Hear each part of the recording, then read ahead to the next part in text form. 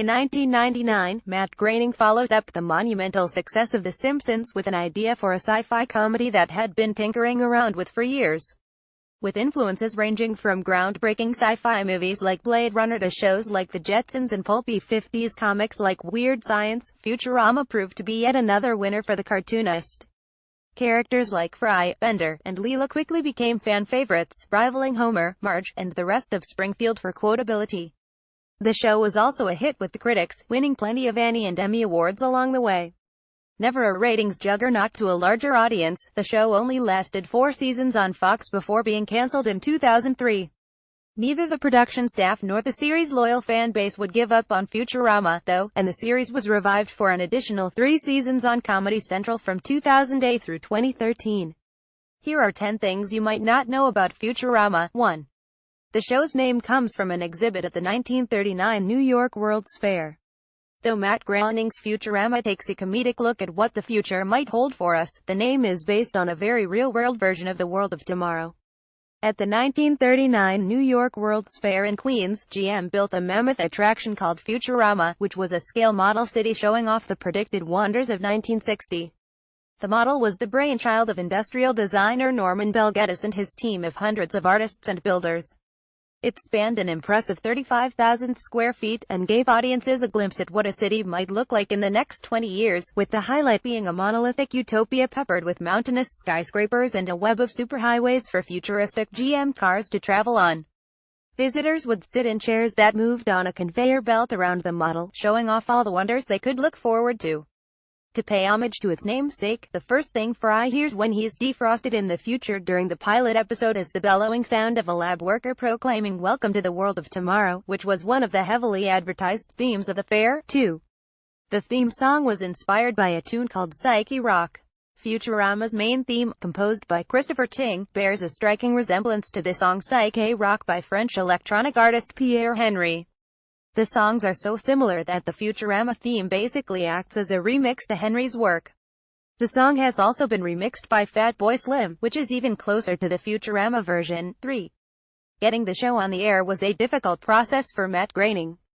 Though Matt Groening and the team over on The Simpsons have the freedom to mostly govern themselves, getting Futurama off the ground was a different story. When asked by Mother Jones in 1999 about getting the show on the air, Groening said, "It has been by far the worst experience of my grown-up life."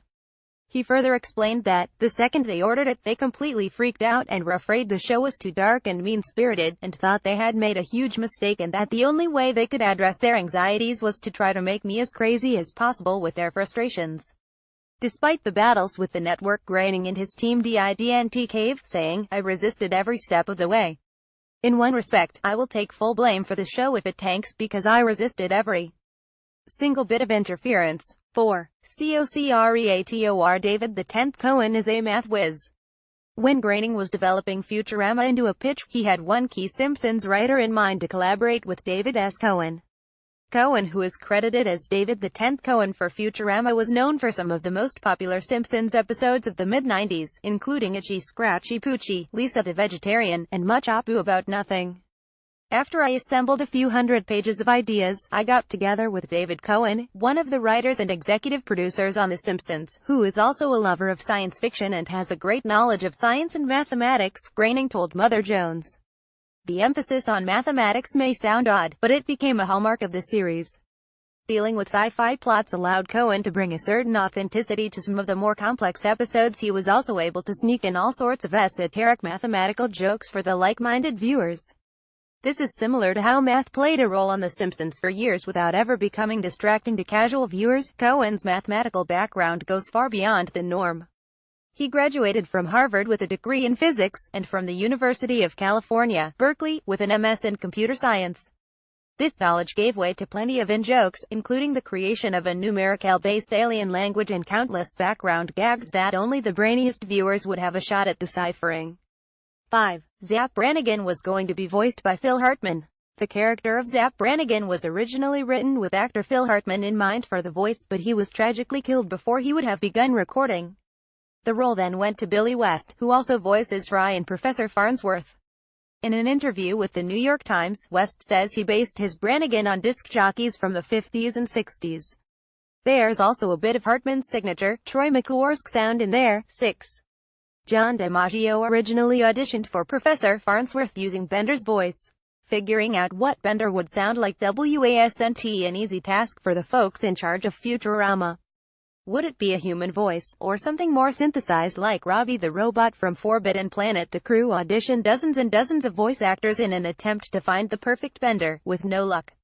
At the same time, voice actor John DiMaggio was auditioning for a role on the show against his agent's wishes, who worried about both the money and contract being offered. At first he auditioned for the role of Professor Farnsworth, using a boorish, drunken voice he partially based on Slim Pickens.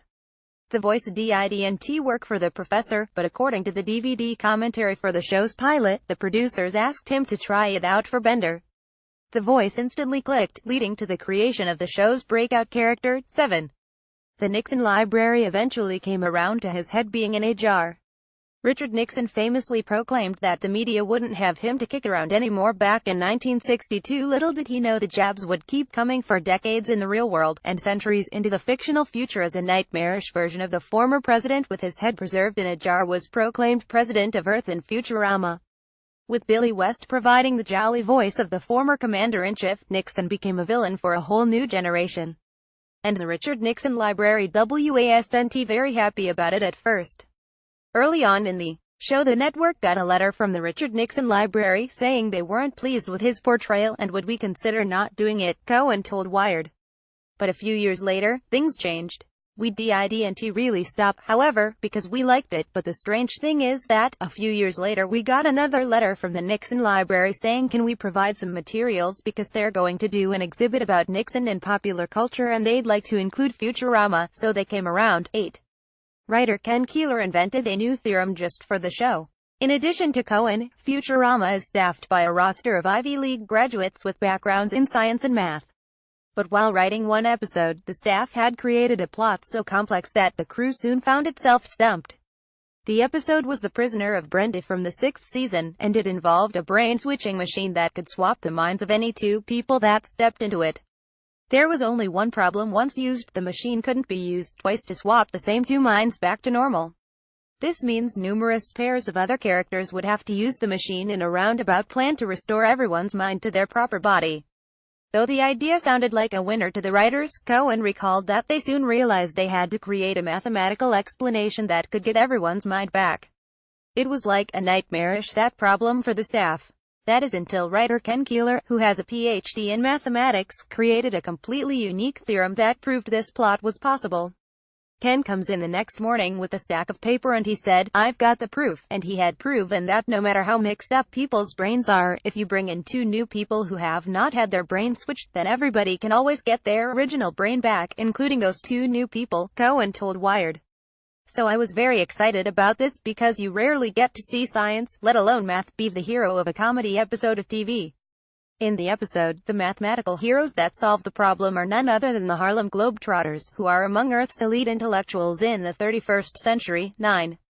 The show's use of foreshadowing is intense. Futurama touts more than just science and math cred. The show is also one of the more intricately plotted animated series of the past 20 years. The show is notorious for leaving morsels of foreshadowing in episodes that pay off weeks, months, or even years down the road. Plot points like Fry being his own grandfather and Leela's mutant heritage were all hinted at before they became reality, but the most obscure piece of foreshadowing came right in the pilot episode. It happens right as Fry is leaning back in the chair that would accidentally topple over and send him into the cryogenic chamber, leaving him thawed out in the 31st century. For a brief moment, a shadow flashed across the screen with no explanation. At the time, it likely went unnoticed by many viewers.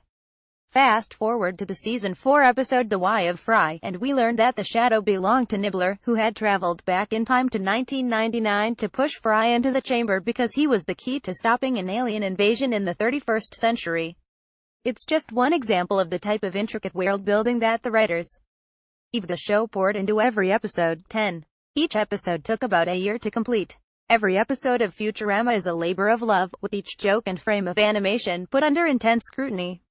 Because of this, there is a lot of work involved in the show, about a year's worth for each episode.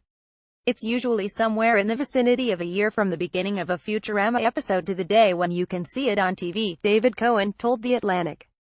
This starts with a story idea, which is then assigned to a writer for an outline and first draft. From there, the first draft is dissected in the writer's room on a word-by-word, scene-by-scene basis. Then it's recorded by the actors, like an old-timey radio show, according to Cohen, and then it's given to the animators. That process involves animatics and final animation, which can take around 6 months to finalize.